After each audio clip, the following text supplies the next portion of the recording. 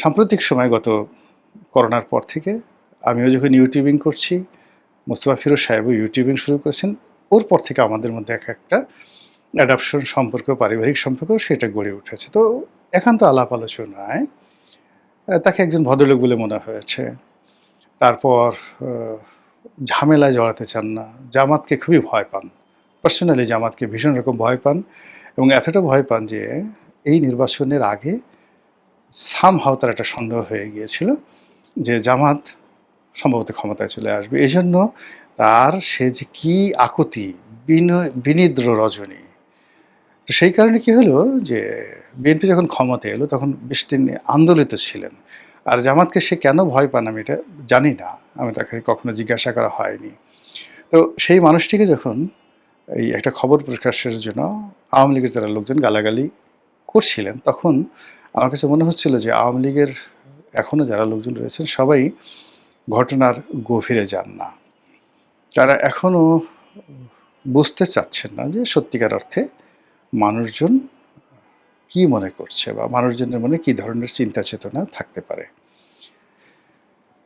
আজকের যুগের ছেলেমেয়েরা বিশেষ করে যাদের বয়স ২০ বছরের নিচে, মানে তারা প্রযুক্তিতে এত বেশি অ্যাডভান্স, মানে অবাক করা ঘটনা যে টেকনোলজি, প্রযুক্তি সবকিছু তারা একেবারে বাংলাদেশে এমন অনেক প্রযুক্তি বিশারদ রয়েছে যারা এখানে বসে শেখ হাসিনার টেলিগ্রাম অ্যাকাউন্ট, শেখ হাসিনার ফেসবুক অ্যাকাউন্ট, তার স্কাইপ অ্যাকাউন্ট, এমনকি তার টেলিফোন বাংলাদেশে বসে হ্যাক করে নিতে পারবে এবং তার সমস্ত কথাবার্তার রেকর্ড দেখাতে পারবে।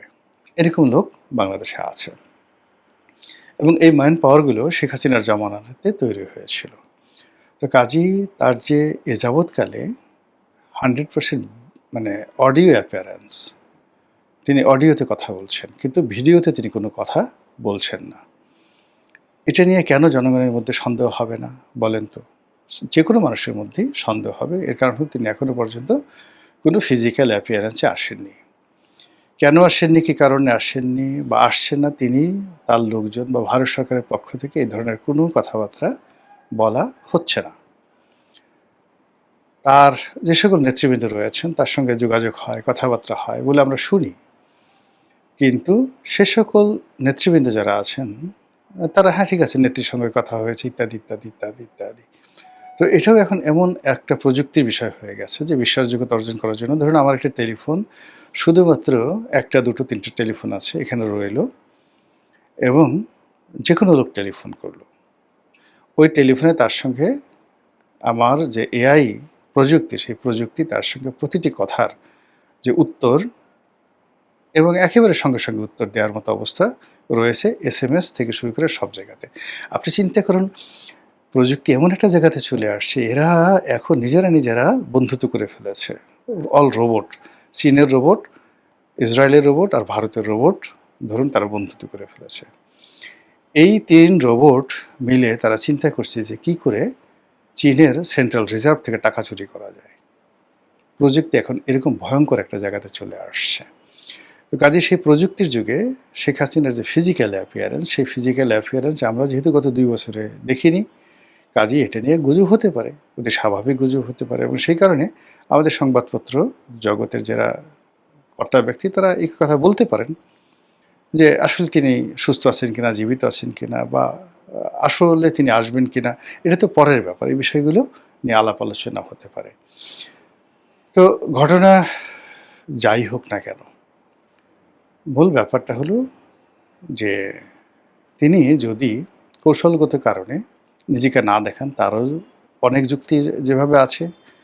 আবার ধরুন তার একেবারে তাকে নিয়ে যে সন্দেহ করা আছে, তার কোনো অস্তিত্বই নেই। তিনি অসুস্থ বা তিনি নেই বা তিনি দুনিয়া থেকে ইন্তেকাল করেছেন। ইন্না লিল্লাহি ওয়া ইন্না ইলাইহি রাজিউন। এবং সেক্ষেত্রে যে সকল কথাবার্তা হচ্ছে সেটা এক ধরনের বিজনেস হতে পারে, ভারতের একটা পলিসি হতে পারে, আওয়ামী লীগের টিকে থাকার একটা পলিসি হতে পারে, ইত্যাদি, ইত্যাদি নানা রকম কারণ হতে পারে।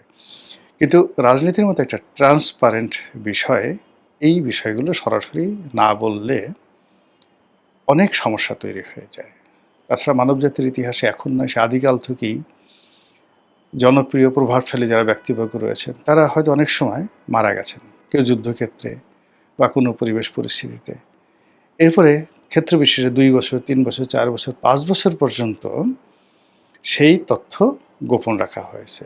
প্রাসাদের মধ্যে ছিলেন, কবর হয়ে গেছে কিন্তু বাইরের লোক জানতে পারেনি।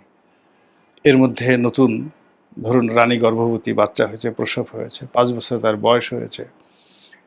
এরপর হঠাৎ করে একদিন ঘোষণা দিয়ে তারপর সেই নবজাতককে বা শিশুকে সিংহাসনে বসানো হয়েছে। এরকম অসংখ্য ঘটনা ঘটেছে।